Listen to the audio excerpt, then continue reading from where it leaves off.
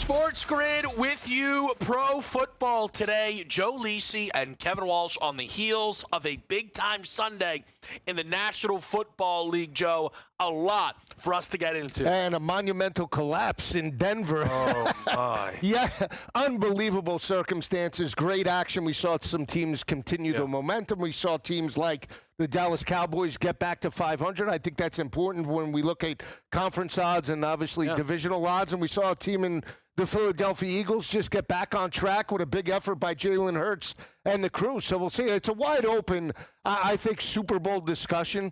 We saw some teams get back on the winning track, but I still think big picture we can make the argument for 4 or 5 teams to potentially win it. And we're going to talk about these high-level teams. I just will quickly say, shout out us. Shout out the 4 o'clock window.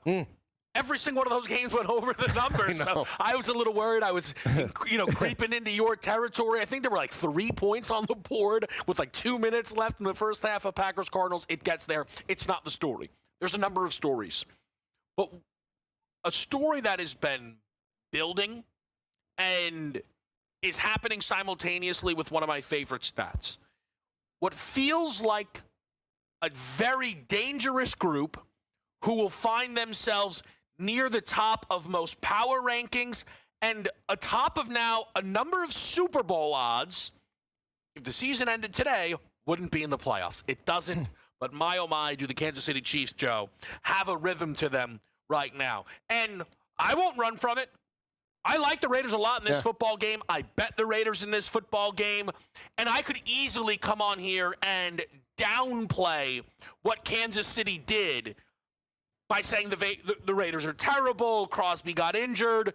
There's some of that, but that would be unfair because for this Chiefs team, again, they spent a few seasons playing opponents like this and sleepwalking through those games, not playing anywhere near their best football, start to finish, dominated. This Raiders team, 31-0 through 3. They played backups the whole fourth quarter. Yeah, and I was wrong, too. I like the Raiders with the point spread perspective, but they have an offensive identity again. We never complained about the defense. We always knew that Spagnuolo and the crew were good, and come playoff time, they'd be elite and step up to potentially lead them to an AFC championship. But the offensive identity that was built with Pat Mahomes and their head coach Andy Reid for the past couple of years was lacking. They got Xavier Worthy, but when Worthy was there, then the situation with Rashee Rice developed, and we didn't have that elite talent. Marquise Brown last year was injured for a majority of the regular season, and now we're starting to see the full capacity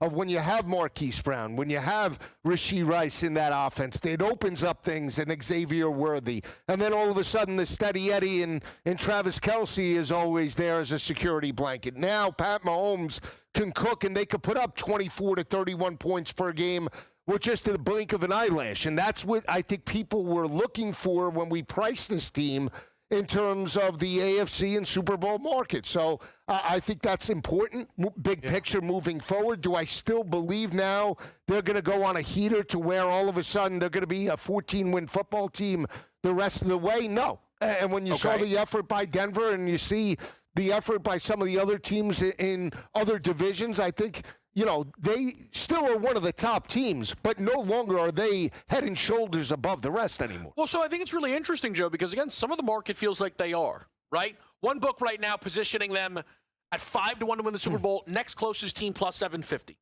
And, again, I'm going to keep doing this. I can't help it. Why does everyone feel so good about this Chiefs team? Because Mahomes is playing like the MVP favorite, which is what he is. It's so funny that we spent years pretending like Mahomes playing to the level that he was acceptable. Once Mahomes gets back to that norm, it's like, whoa, we're all in. And I get it. Quarterback's the most important position. He's the best quarterback in football. And he's actually playing like it now for a stretch of football. I think what is interesting for me with Kansas City is there was a snapshot where they were 0-2 and an opportunity to be 1-3, home dog to Baltimore. Even the loss to Jacksonville, this could have gone south. So I think I actually am closer to you than the market in that I think they're an obvious contender.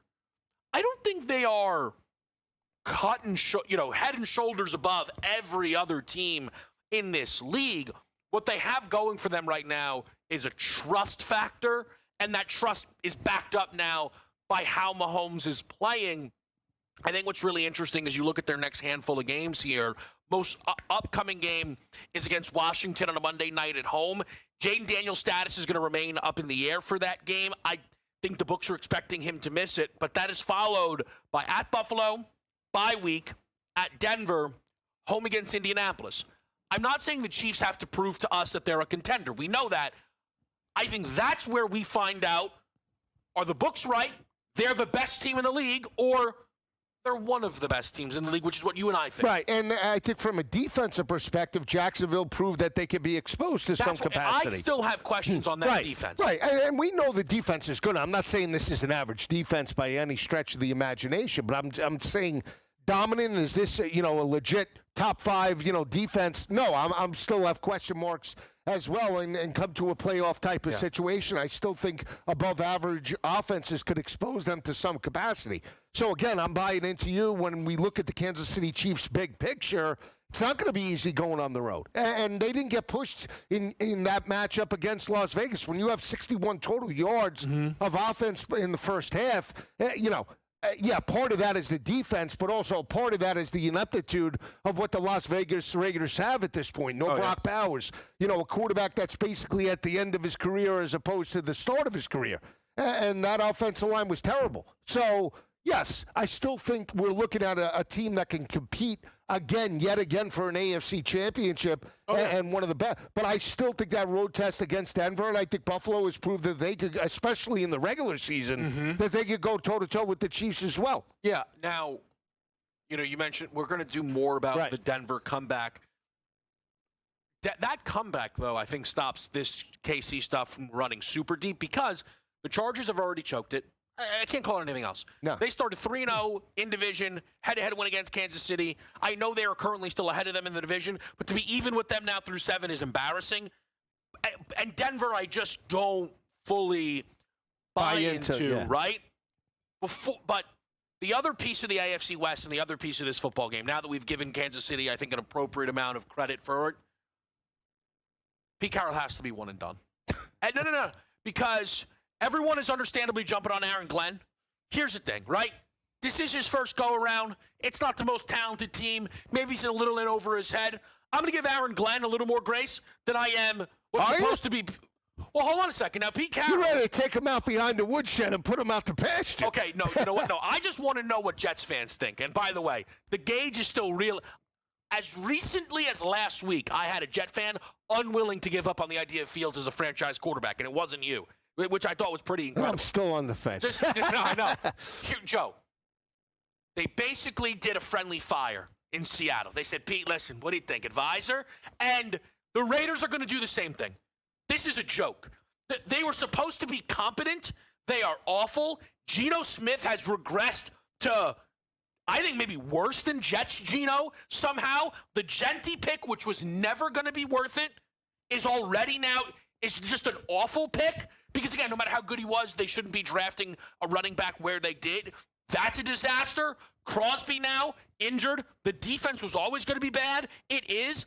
The Raiders are one of the 5 worst teams in the league. That's flatly unacceptable. No, it is. And you have a veteran wide receiver, Jacoby Myers, that they're talking about shipping out. Brock Bowers has been out. There's been no offensive identity, and part of that I also believe is Chip Kelly in the play calling. Honestly believe that. Look, I've watched Raider games, and they're as conservative as you could possibly be. If Geno Smith was going to be your guy, number one, we know that he needs a clean pocket. You pressure Geno Smith, it's like Joe Flacco and Sam Darnold 2.0. There's no difference. Yeah. So if you're going to have that type of guy as your trigger man, you better devise an offensive scheme that goes to his strengths as opposed to his weaknesses. And I think it's 50-50 right now.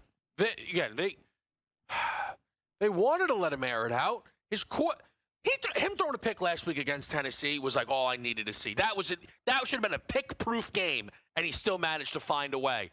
From the Chiefs to the Eagles, next.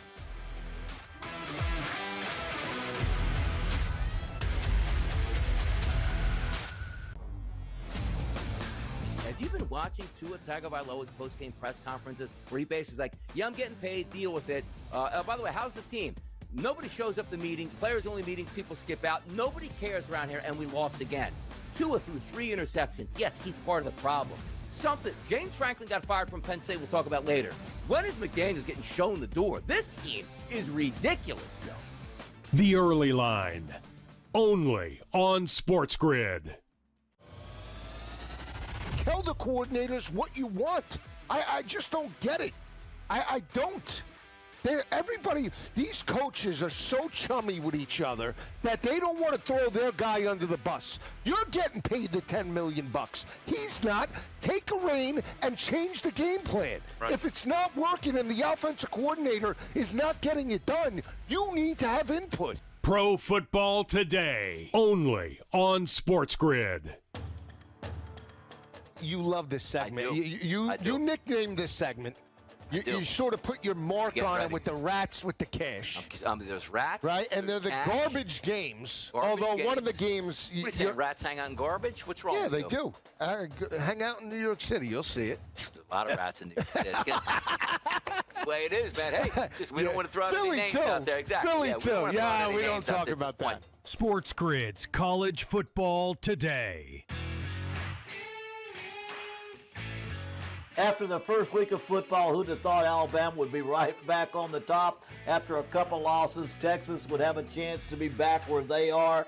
And we've all kind of watched Texas A&M and Ole Miss kind of jump right in the hunt. And, that Texas A&M's kind of become my dark horse because they can beat you offensively and they can beat you defensively.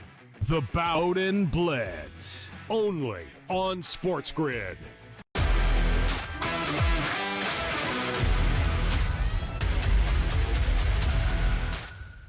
Pro Football Today, we are back with you, and if you're a viewer of Pro Football Today, maybe you're not religiously watching Game Time Decisions. A shame on you, truly. But this past week, we did Kevin 7, and we tiered out the NFL. And at the top, I had the Kansas City Chiefs with one other team. Because, again, a lot of people are putting KC at the top due to their Super Bowl pedigree, and I get it, I agree. They have that Super Bowl pedigree. But where a lot of people, I think, were missing the mark was that top didn't include the Philadelphia Eagles. And a week of football played, and I feel pretty good about Kevin 7, and I feel pretty good about the top of the NFL, because in a season of some uncertainty where it feels like parity is certainly running throughout this league, who can you trust? And I think the only 2 active quarterback-coach combinations that have been to multiple Super Bowls together and won a Super Bowl in Andy Reid and Pat Mahomes and Nick Sirianni and Jalen Hurts deserve that type of love. Though, Joe, the questions around the Philadelphia Eagles are nonstop. Well, what about now? Because Jalen Hurts, for those who might have missed it, 19 of 23, 326 passing yards, 3 passing touchdowns, no interceptions, 14.2 yards per attempt, and a perfect, literally perfect passer rating. Jalen Hurts with an MVP performance, the best quarterback performance of the season in the big-time win the Eagles needed. And he needed it, right? I mean, that defense was coming after him in terms of Minnesota. They stepped up. A.J. Brown 8, Devontae Smith 8. 173, I believe, receiving yards, the most in Eagles history. To one point, I mean, just dynamic chunk plays is what you saw. And when the game was on the line, would we have another third down? They blitz him, and he throws a dime to A.J. Brown to seal the deal for the victory. Big picture, what does this mean for the Philadelphia Eagles? They got an MVP quarterback, and I think we've been saying that from time and time again, that he doesn't get enough credit, like Josh Allen, like Lamar Jackson, or like Pat Mahomes. I've been in with you and saying that Jalen Hurts is a winner. There's been no denying that throughout his career. Yeah. I mean, I agree, like when he came out of Oklahoma, he was a little bit raw, but he has developed now to be one of the most premier quarterbacks in the league. And when the game is on the line, he's going to find a way to get it done. Yeah. I think the biggest thing for me is locker room. I didn't hear a peep after that game yesterday. I mean, you know, A.J. Brown obviously was happy because, you know, he got his, but they're still doing it without Saquon Barkley ripping off 180 yards in the game.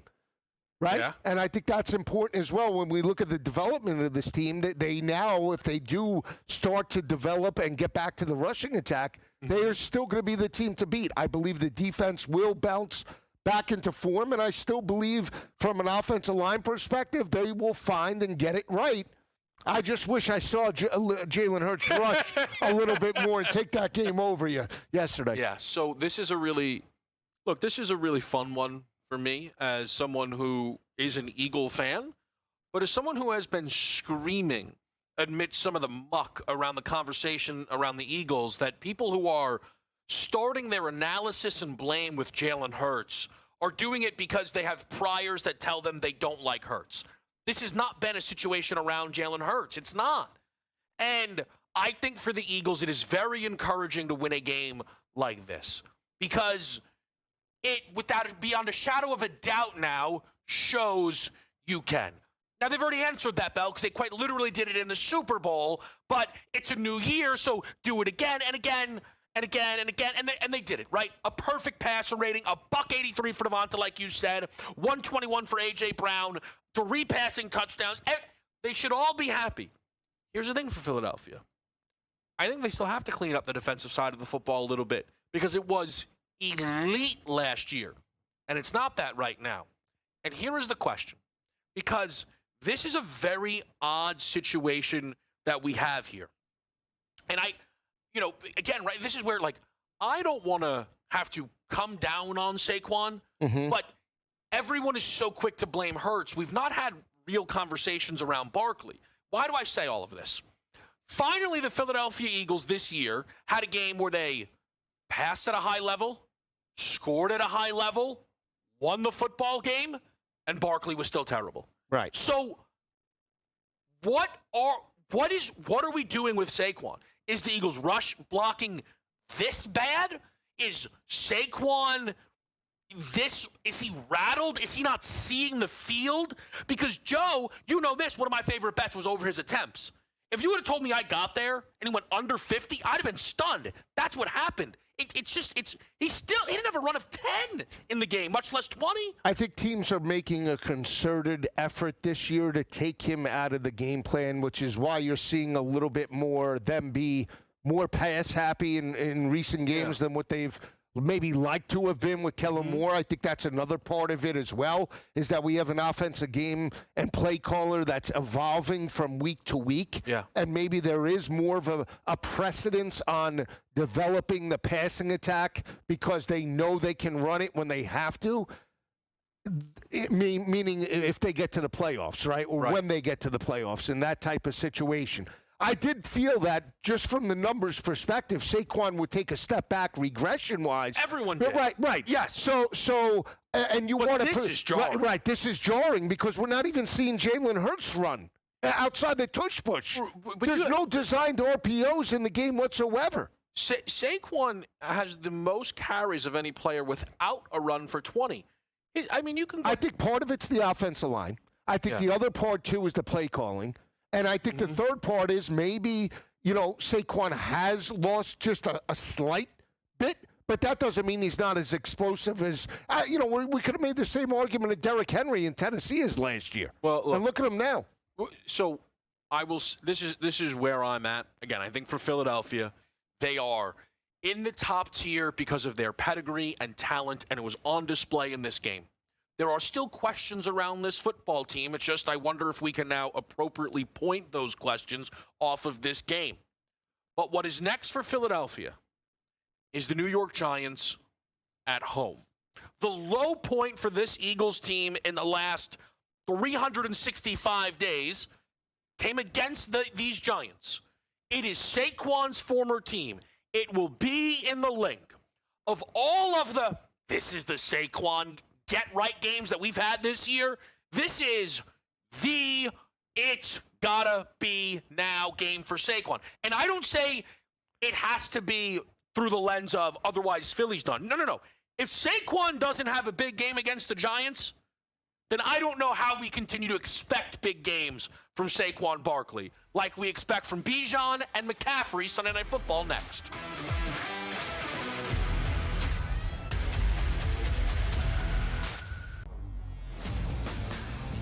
watching Tua Tagovailoa's post-game press conferences where he basically like, yeah, I'm getting paid, deal with it. By the way, how's the team?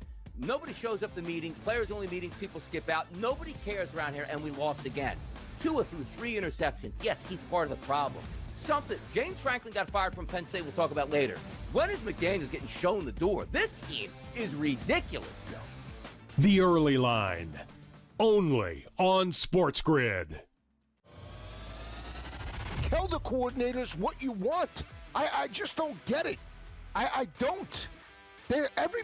These coaches are so chummy with each other that they don't want to throw their guy under the bus. You're getting paid the $10 million. He's not. Take a rein and change the game plan. Right. If it's not working and the offensive coordinator is not getting it done, you need to have input. Pro Football Today, only on SportsGrid. You love this segment. I do. You nicknamed this segment. You sort of put your mark on it with the rats with the cash. There's rats. Right? And they're the cash, garbage games. Games. One of the games... What are you saying, rats hang out in garbage? What's wrong with you? Yeah, they do. Hang out in New York City. You'll see it. A lot of rats in New York City. That's the way it is, man. Hey, we don't want to throw any names out there. Exactly. Philly, too. Yeah, we don't talk about that. SportsGrid's College Football Today. After the first week of football, who'd have thought Alabama would be right back on the top? After a couple losses, Texas would have a chance to be back where they are. And we've all kind of watched Texas A&M and Ole Miss kind of jump right in the hunt. And, that Texas A&M's kind of become my dark horse because they can beat you offensively and they can beat you defensively. The Bowden Blitz, only on SportsGrid.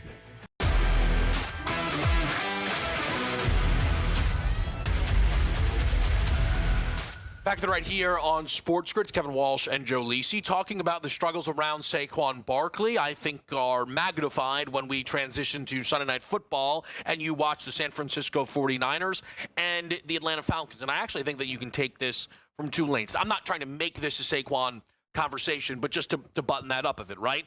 There's the Bijan Robinson, just get him the ball anywhere on the field and you're going to be happy about it, and that's what you want Saquon to be. There is the lens of McCaffrey, though, who had a awful season running the football and then finally broke out in a major way. 24 carries for 129 yards and 2 rushing touchdowns, while still, Joe, having 7 catches for 72 yards in the air. You know, they were trying to call it running back day. I mean, they made it up on the fly. Sorry, you can't do that. We need a bigger alert on the broadcast. But what was your biggest takeaway from Niners-Falcons? No, I expected that. I think when you listened to our pregame, I said that if you looked at the Atlanta-Buffalo game and the way they pressured Josh Allen, a mobile quarterback, that most likely the defensive game plan going up against Mac Jones, an immobile quarterback, would be to obviously blitz him and look to get quarterback pressures.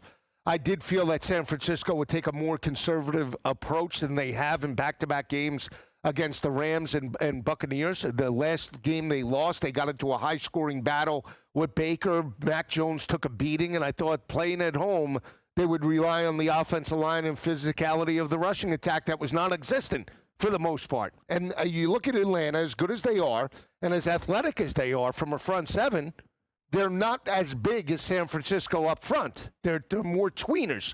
And they got exposed by a dominant offensive line on Sunday night and got exposed. And we saw that in the second half against Buffalo when they made a commitment to the rushing attack with James Cook. So I just thought it would carry over.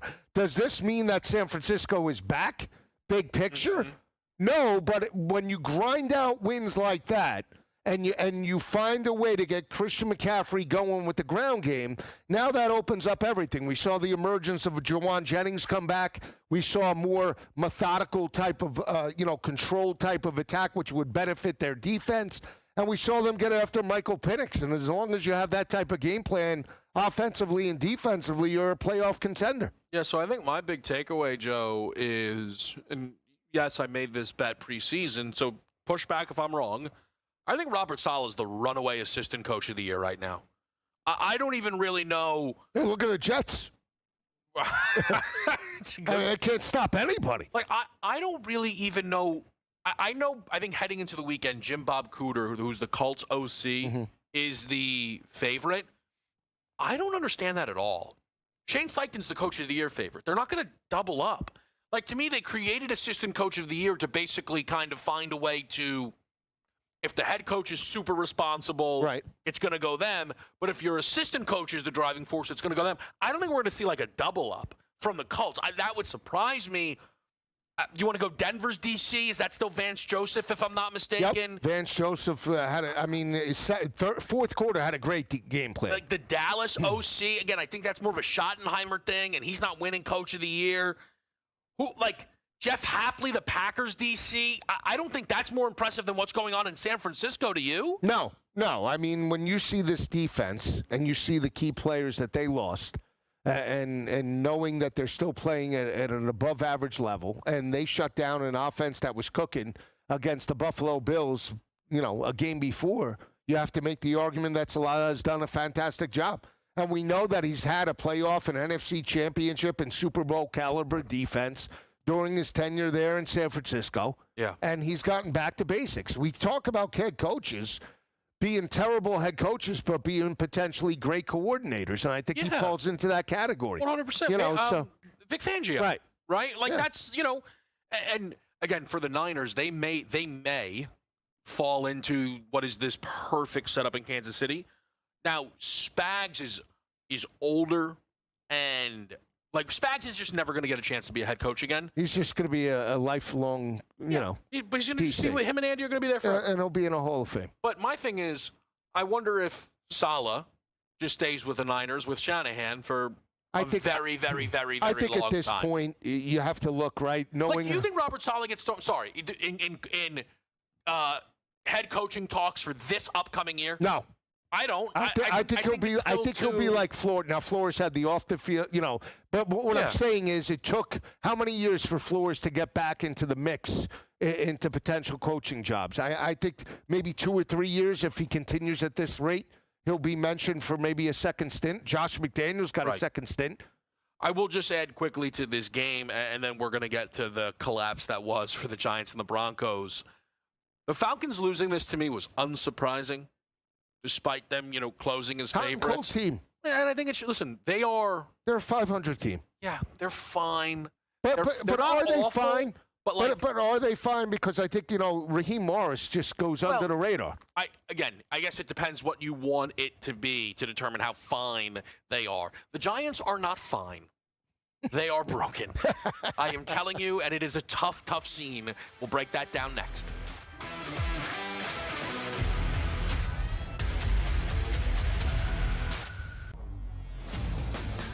Have you been watching Tua Tagovailoa's post-game press conferences where he basically is like, yeah, I'm getting paid, deal with it. By the way, how's the team? Nobody shows up to meetings, players-only meetings, people skip out. Nobody cares around here, and we lost again. Tua threw 3 interceptions. Yes, he's part of the problem. James Franklin got fired from Penn State, we'll talk about later. When is McDaniels getting shown the door? This team is ridiculous, Joe.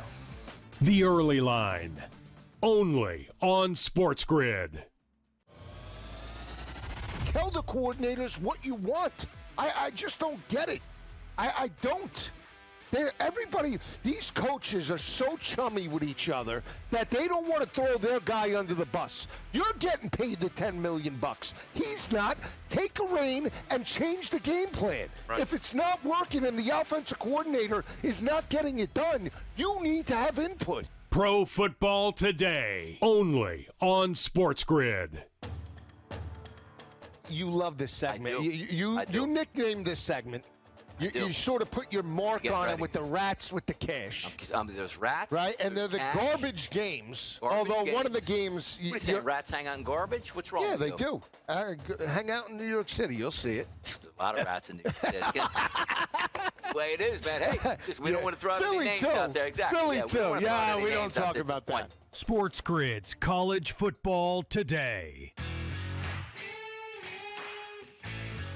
After the first week of football, who'd have thought Alabama would be right back on the top? After a couple losses, Texas would have a chance to be back where they are. And we've all kind of watched Texas A&M and Ole Miss kind of jump right in the hunt. And, that Texas A&M's kind of become my dark horse because they can beat you offensively and they can beat you defensively. The Bowden Blitz, only on SportsGrid.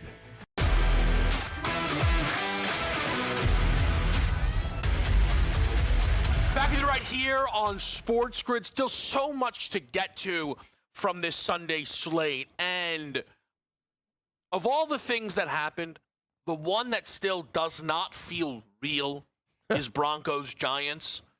33-32 final. Giants cover the whole way, which was nice.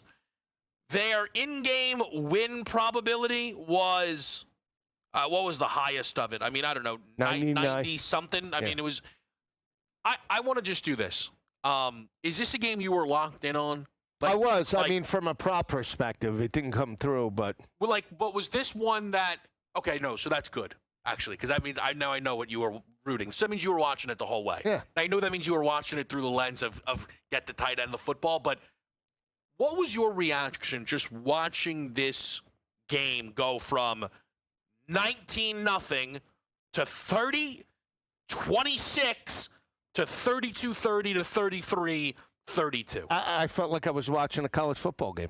I felt like I was watching an old school Big 12. I mean, I could tell you multiple games on a Saturday afternoon or night where that happens on a consistent basis. Mm-hmm. So shell-shocked? No. It's just buckle up, here we go, and wish I was on the over. But, in all four games in the 4 o'clock window, atypical to the 1 o'clock window, which we thought was terrible. Yep. Yeah, it came through. If you put a parlay in, you nailed it on an alt spread. But Giants dominated for basically 3.5 quarters. And when you got Bo Nix involved in the 2-minute offense, they found their rhythm. And again, the Giants, helped them out. And part of it was the defense was gassed.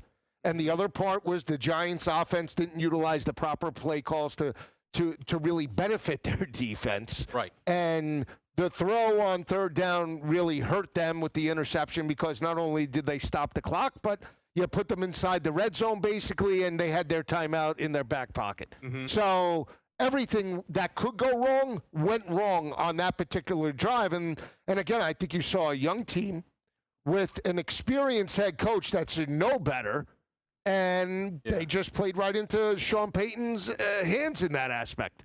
It's so interesting, Joe, because for me, when Denver scored their first touchdown of the game, they finally broke through. On the tip.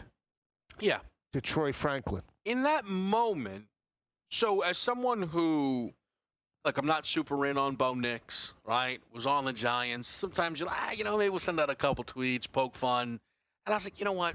Not really worth it. Calmer day. I'm not going to bother. But I think there was a part of me that I was like, let's just be careful. Let's be careful with this one. I'm not saying I saw what happened coming, but the Denver offense all of a sudden had a bit of life. Now, the Giants had themselves a very fluky touchdown that made it what it was. But the second Denver made it 26-16, you start doing the math on it, Joe, right? And you're like, well, it's not over. And then the interception happens, and you're like, okay, well, now it's not even close to over, right? Right. Once it's 26-23, the Giants have the football with 3:51 left. And you go back to what was the expectations pregame. You're not going to move the ball with Jackson Dart on this defense. Right. And they immediately didn't move the ball with Jackson Dart on that defense, and Denver goes all the way down and gets the touchdown, and it's like, wow, oh my gosh. But what was unbelievable to me, and I don't know if you would agree with this, the second the Giants scored the touchdown, game over. Right. The second they missed the extra point, game over the other direction. It was no doubt Denver was getting into field goal range and getting a kick up. Yeah.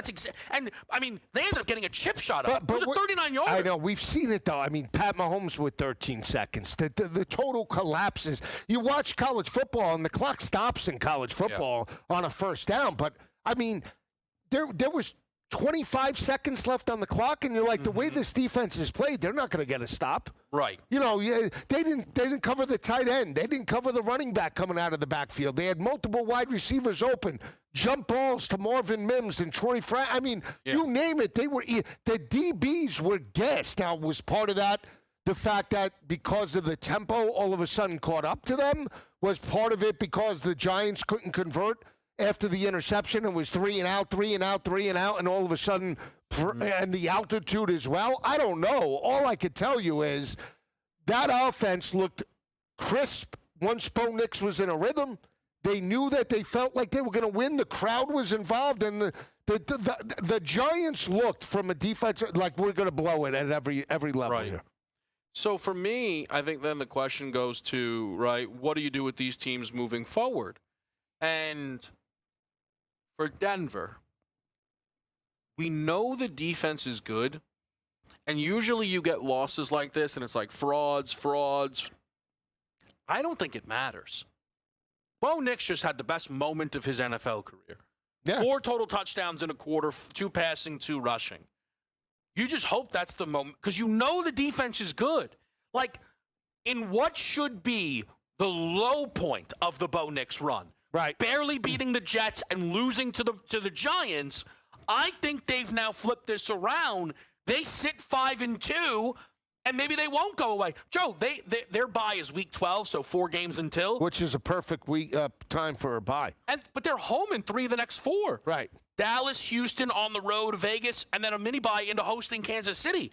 I mean, this team, I think no matter what you felt preseason, no matter what you felt in the middle of this game, they're absolutely, when I say in this race, this is why I think you and I talk the way we do about Kansas City.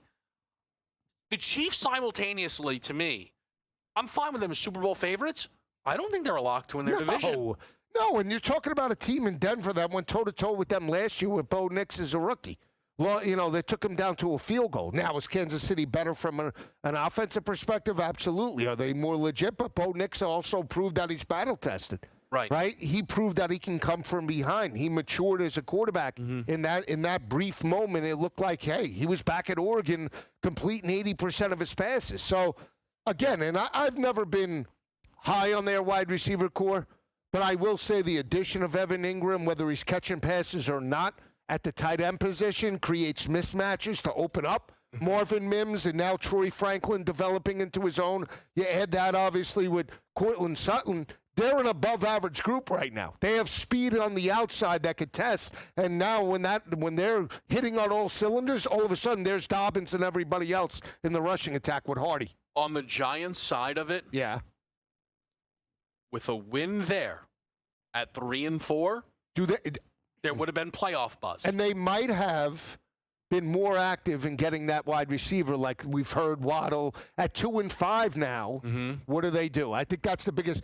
I don't think you can be doing that type of trade. I am curious to see, because as I don't want to say cocky, but as you know, they like to back it up with the talk, Scatterboo and right, and getting shell shocked how they did yesterday. Sure. In that type of experience, how do they respond? I am curious. Yeah, I actually think it muddies the waters a lot for how I felt about their game next week against Philly, because I got the number. You know, these numbers are. I wanted Philly -7 or better. Awesome. And to me, as they were dominating, I was like, oh, this is perfect. Right. Philly, hammer, throw every. I don't care, right? I've been right or wrong. It's fine. Now, what are we looking at? I don't know. And it's still -7. Like, if they didn't shoot it the other direction.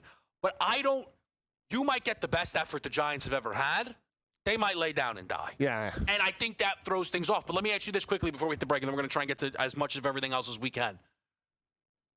Do you think that loss, I think with a win, Dable basically, they could have wrote the extension. Right. Do you think it's like, no, we see the signs, it's not his fault, we need a new DC? No. Or he's still got a lot to do I think he's got a lot to do. I think part of the extension or re-signing him comes this week against Philly. If they're competitive and Jackson Dart elevates and he proves, hey, I can overcome adversity, because I will say, one of the knocks, or at least the knock that I had on Jackson Dart, is specifically this type of situation.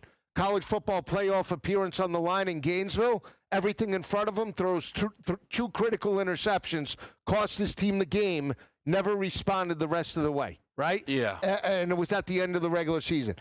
Does he perform and step up now that they're a little shell-shocked? This will make it or break it for me. Yeah, I think they have the right energy.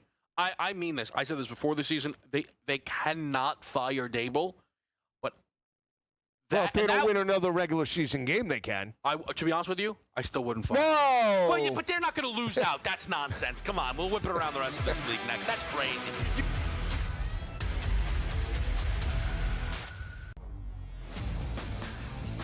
watching Tua Tagovailoa's post-game press conferences where he basically is like, yeah, I'm getting paid, deal with it. By the way, how's the team?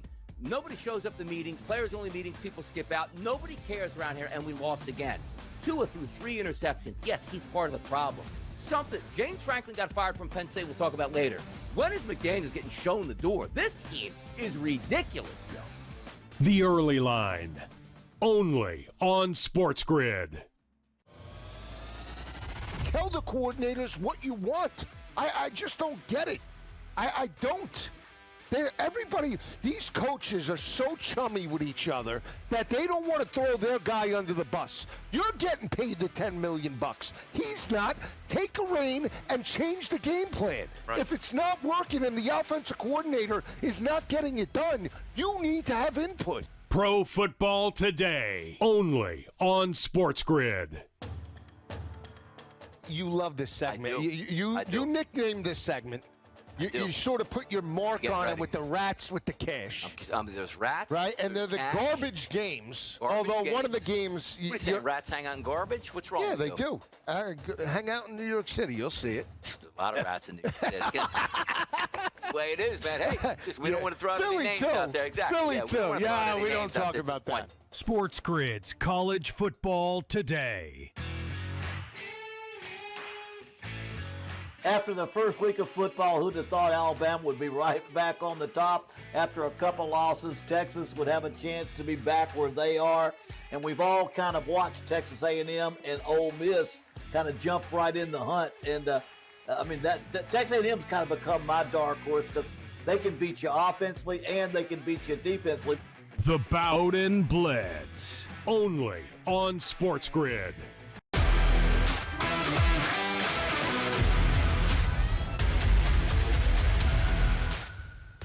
Pro Football Today. We are back with you here on SportsGrid. Kevin Walsh, Joe Lisi. Joe, I almost am appreciating the slate more, getting to talk through it with you, because I don't know if in real time I noticed just how much we were given to.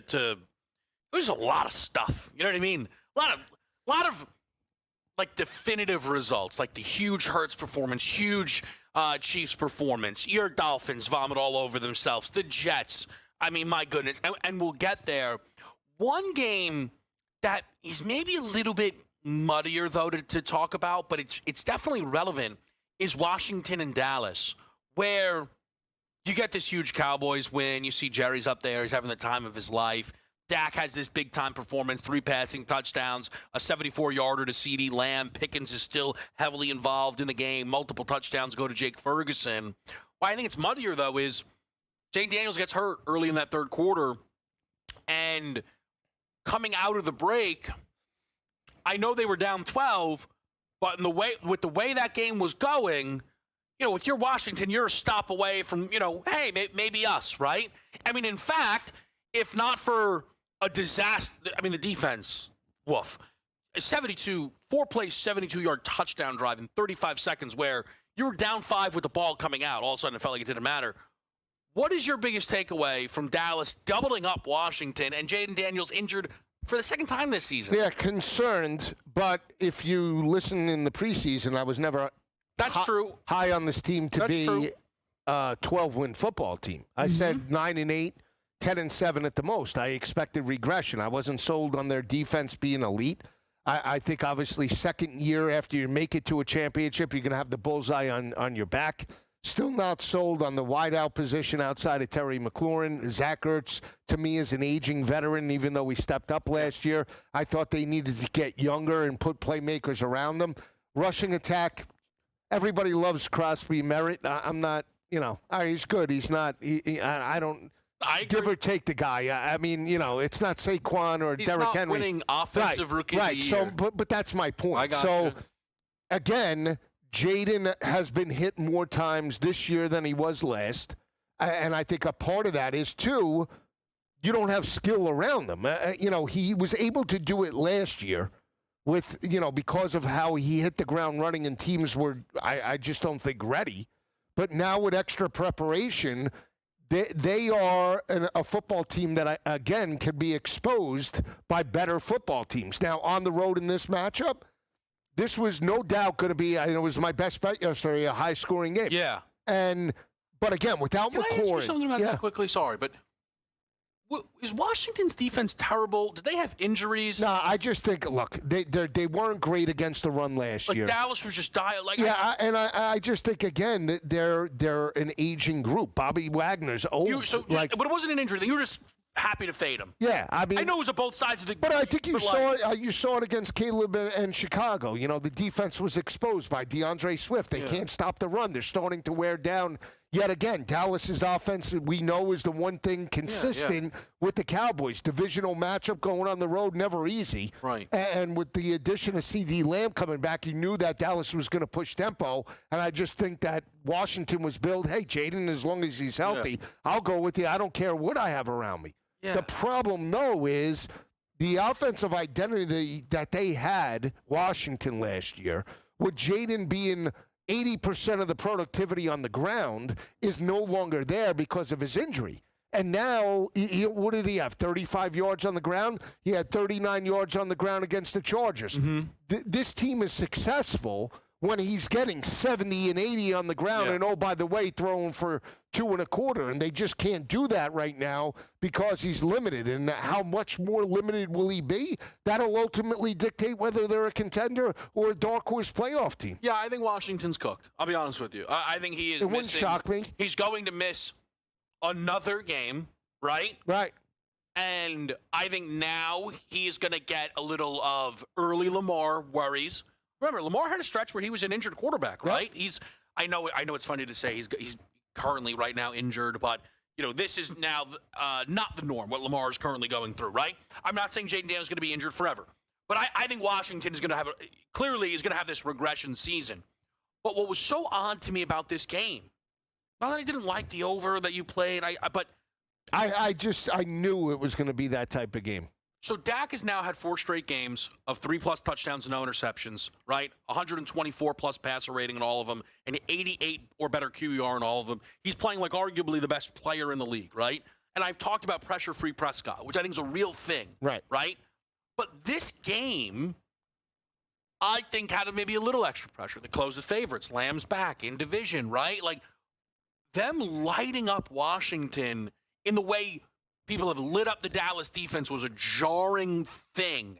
And it put me a little more on alert of what can this Dallas team do this year. I don't think they have no chance to be in the NFC Championship game. They have no chance. I would just say they could be like Jaden was last year, where if Dak is playing at that level. Right, but again, second the playoffs start, guess what? No longer pressure-free Prescott. He's going to have a bad game. No, I'm cooked. Right, so maybe they win one playoff. We'll give them one. Maybe.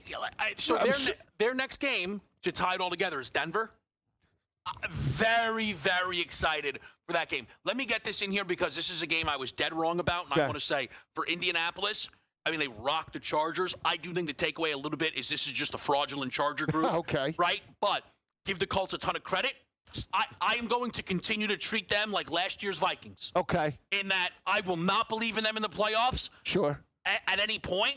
But this team winning 12, 13 games, absolutely on the board. Well, then my pushback, but addition to that is Steichen Coach of the Year, like O'Connell, and is Daniel Jones Comeback Player of the Year. So they stopped doing the comeback player for you were bad, and it's now got to be with injury. Because old school, he'd have been minus 600 to win it. Right. I don't see how Shane Steichen does not win Coach of the Year. I don't see how. I think he's like O'Connell was last year. Yeah, exactly. No, but he's in the same exact situation. They are the same team. Now, the playoff stuff, we'll find out when that begins. Right. And then I can maybe be wrong when that starts. But, the Colts, again, with the way the Jags have looked, the Texans are playing from behind. I'll just add, Daniel Jones, though, does have a playoff win under his belt against Minnesota. Yeah, but so we're Dak. And that's why I think, people who say Kevin O'Connell's the best coach in football are maniacs, because, Daniel Jones has that over his head. No, but that is true. And you know what? I'll add this, and I know this is a little unfair. Anthony Richardson, I gave him way too much credit. Because Shane Steichen's always been good, and he just needed, complete a pass. And this is all of a sudden what you're getting. We'll do a primetime preview next.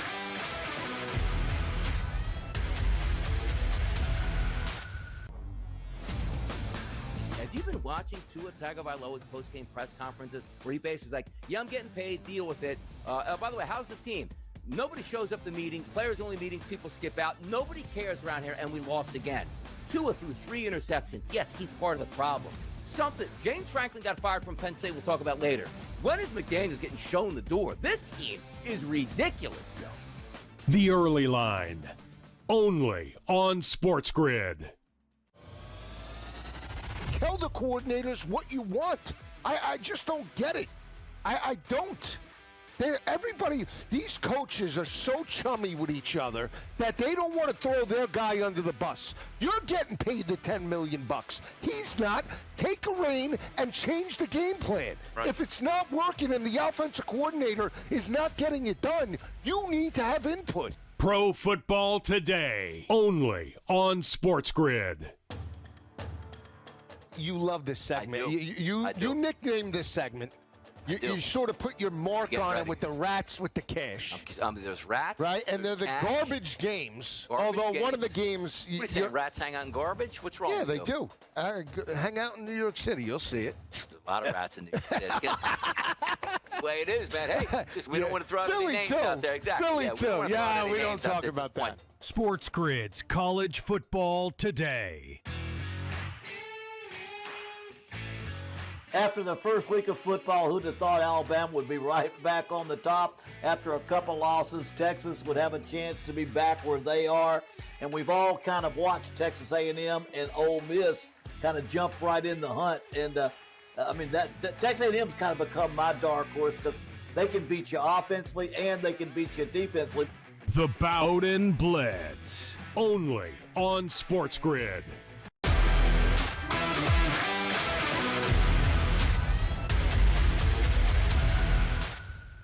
Pro Football Today, Kevin Walsh, Joe Lisi. How do we feel? I feel good. Monday night doubleheader. I don't feel good. I don't know if it's because FanDuel's down. I don't know what it is. I feel a little... I don't want it to be like this Sunday night game.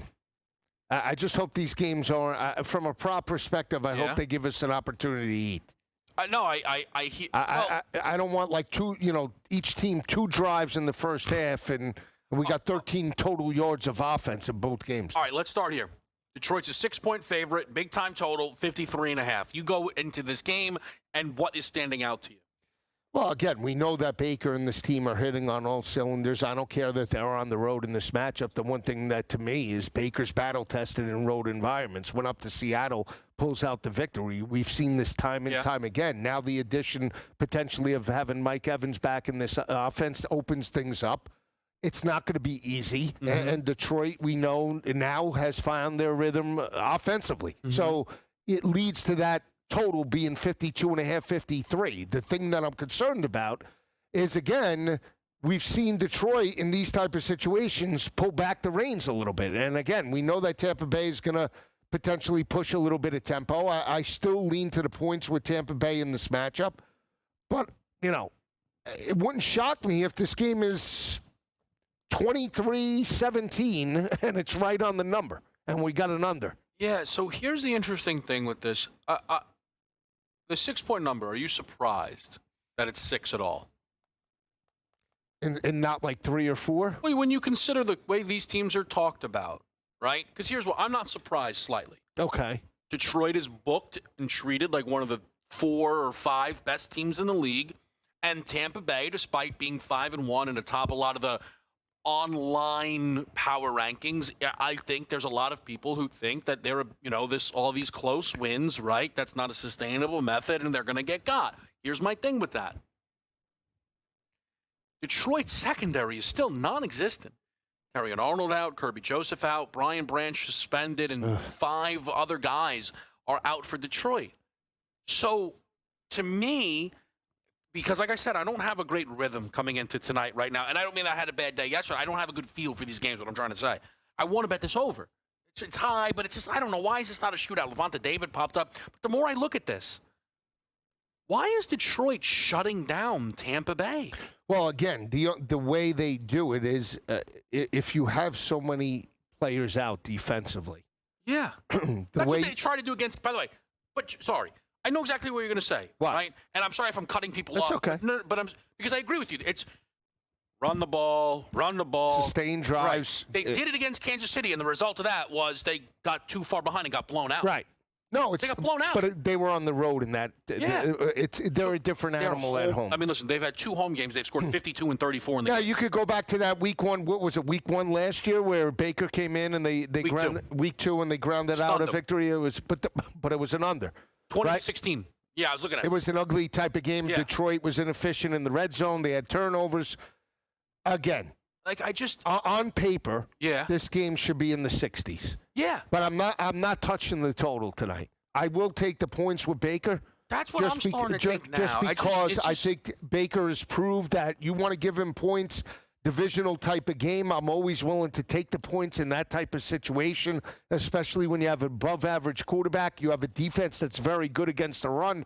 Obviously, shut down Christian McCaffrey. They could mimic that type of effort on the road. But, again, the props I like here, I like Jahmyr Gibbs in the receiving game tonight. I think this is a game, if it doesn't get there, it's because one or both quarterbacks had an interception-filled game.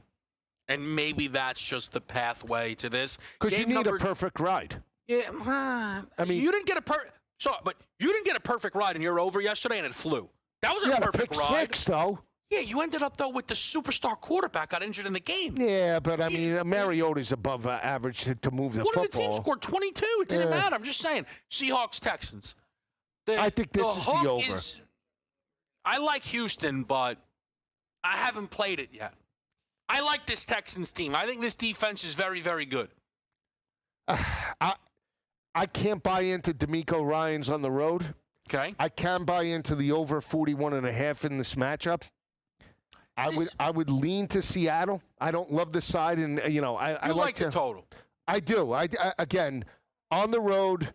I think Houston has to show the ability to throw over the top. I'm eyeing up some JSN under reception props. How do I like Walker to score. I like Dalton Schultz to score. I mean, this is the way Baker lit them up. You got to believe Stroud is licking his chops a little bit, no? But that's the thing. The Seattle defense is supposed to be good. Supposed to be. This is why I find myself leaning. So take the over with me, and we'll be good. Well, maybe I'll just play this. Right. This game, by the way, 10 o'clock kick. I'll be up. Well, yes, same, but that's a tough one. We know someone who won't be watching that game. We'll be watching the start of the first game with you on SportsGrid tonight. Game time decisions. Myself and Joe will see you there. Pro Football Today. Kevin Walsh, Joe Lisi. Catch you next time.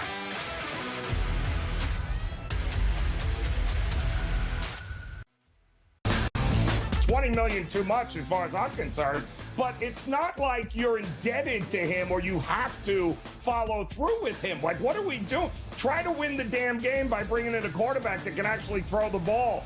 I don't know what he's doing. I don't know what the loyalty to Fields is here and why you thought he gave you the best shot at winning that game without going to the bench.